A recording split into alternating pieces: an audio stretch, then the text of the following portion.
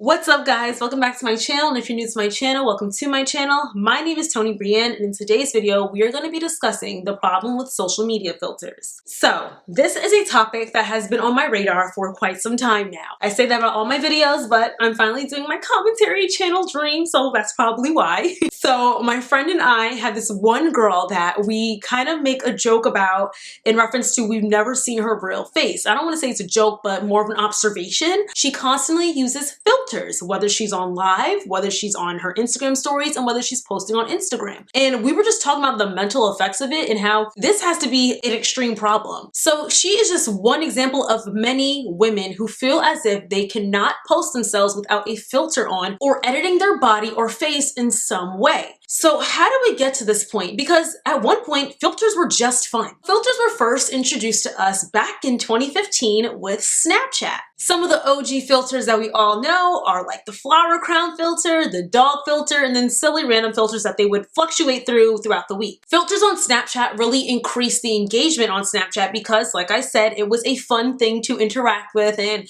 show your parents and show your friends them looking silly. But very quickly, filters took a sharp left turn from what the original purpose of them were. Around this time, Instagram came out with their stories feature and they allowed filters as well. And these filters were all very much altering to your face, making you look almost completely different. These types of filters are known as AR filters, which is known as augmented reality filters. These type of filters almost completely erase every imperfection on your face and alter your face completely. Since platforms like Instagram and TikTok got their hands on these types of filters, it has gotten extremely problematic. So I broke this video down into 3 reasons why I believe Instagram filters and filters in general are extremely problematic, not just for youth, not just for women, but for everyone as a whole. Let's get into point number 1.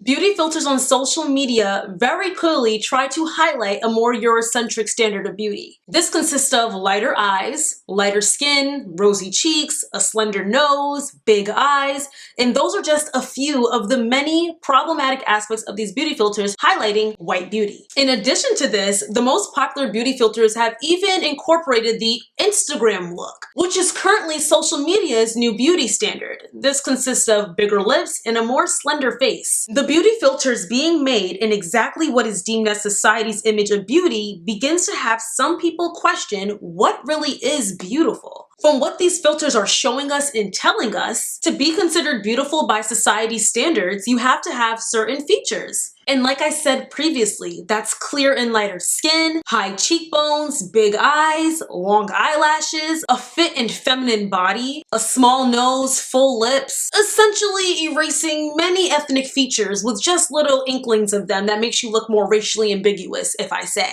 This is incredibly problematic for the everyday person of color who is already placed in a world where they aren't accepted. And when they go to their alternate world, which is social media, they still aren't accepted without altering themselves. Take a look at this clip of a friend and a collaborator that I worked with in the past sharing exactly how this has affected her. Personally, for me, I don't use filters on social media at all. I rarely use social media because it gives a false reality. It gives a false narrative as to what you really look like and to what you really are. Everyone is human. Everyone has acne, pores, every orifice on your body.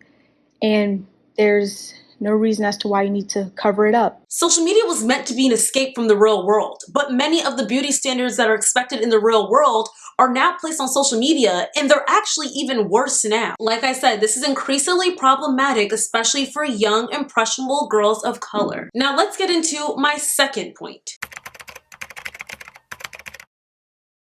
People are literally believing that they are becoming these filters, and this kind of ties into the first girl that I was speaking of in the beginning of this video. Some women cannot post on social media without editing or putting a filter on their body or face to some sort. Even Zoom now has a touch up my appearance feature on their platform, and Zoom is primarily used just for professional settings, so it's showing how a lot of these filters are leaking into our personal lives and our work lives. In 2020, the editing app Facetune saw a 20% usage increase at the beginning of the pandemic and has over 1 million edited images exported daily. TikTok is even flooded with numerous Facetune tutorials to further increase women feeling the need to edit their photos almost unrecognizably on these apps. Some people have even gone to the lengths to go to a plastic surgeon, show them a picture of them with a filter on, and ask the plastic surgeon to identically create that look for them. According to an article from 2018, a woman named Crystal did just this. Crystal said that she couldn't help but notice the way the Snapchat filter changed her face. She went on to highlight how the filter enhanced her chin, contoured her cheekbones, and straightened out her nose,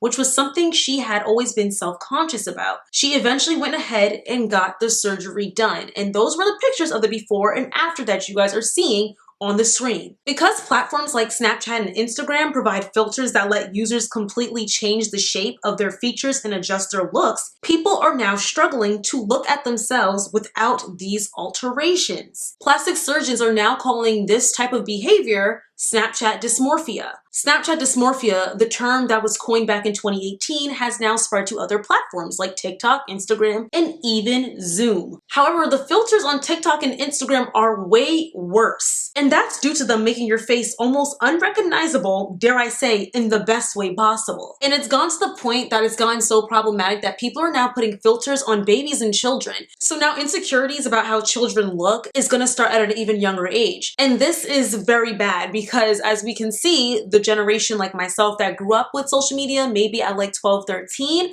which is already incredibly young, the generations after us are going to be starting this at the time that they're newborns, with their parents putting filters on them and showing them pictures, and they're being like, why don't I look like that? The creators of these filters can easily say, we use these filters just to boost confidence for people, and it's not anything that's meant to make somebody feel less than. But in all actuality, statistics prove that filters do more harm than good. And that gets into my third point, discussing mental health.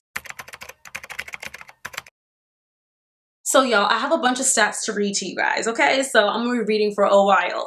So according to a Wall Street Journal report, 32% of teen girls said that when they felt bad about their bodies, Instagram made them feel even worse. And among the teens who reported suicidal thoughts, 13% of British users and 6% of American users trace those issues back to Instagram. A Canadian study published back in 2019 showed that the time spent on social media could further exacerbate or trigger body dysmorphia and image concerns. All right, y'all, my camera definitely just died and I cannot find the charger, so I'm gonna finish recording on my phone. So the quality probably isn't as good, but I'm wrapping the video up anyway. But like I was saying previously, just know that people that are using these social media filters have the same insecurities. They know their best angles. They know how to make their nose look the way they want it to. They pose this way.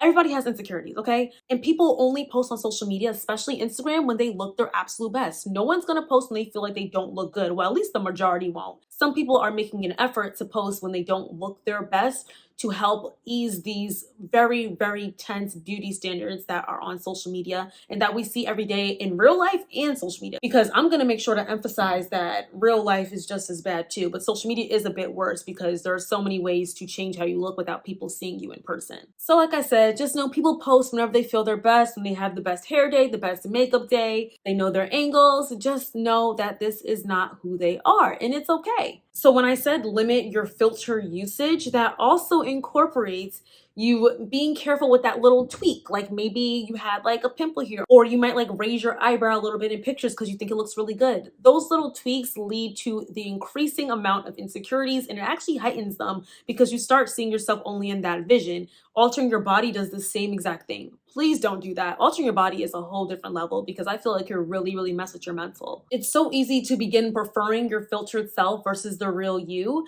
And that just starts from, like I said, that little tweak. And it's just best to avoid it. Use a filter for fun, use it here and there. You might like how it looks a little bit, but don't use the filters that completely alter your face, especially if you are a person of color. It is very easy to fall into the European beauty standards and trying to alter yourself to look that way. But just love your ethnic roots and all the ethnic features, because guess what? The Eurocentric beauty standard, especially today, they be trying to steal our features too. So please just stick to you, love you. And for those who try and get the more ethnic features, please love you as well. Love what God gave you. Y'all are all beautiful. You don't need to do all of that extraness. Just accept who you are and have fun with filters. Filters should not be always a bad thing. Use a fun filter. There are so many other filters that you could play a game with, like, what's my zodiac sign, what age I'm gonna get married at, what age I'm gonna die, which I don't play those games, but still, there are fine ways to still incorporate filters in your daily life without them messing with your mental health. All right, y'all, so that is the end of this video. I wanna know what you guys think in the comments down below. How do y'all feel about filters? Have filters really affected you? Let's get the discussion going in the comments. I'd love to hear from y'all. I'm gonna start having more guests on, like I had Kanomi on this video, because I wanna start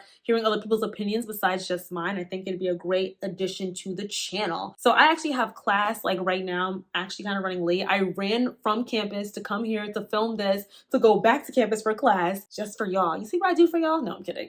I love and I appreciate the love and support so much, and I will see you all in my next video. Love you guys. Bye.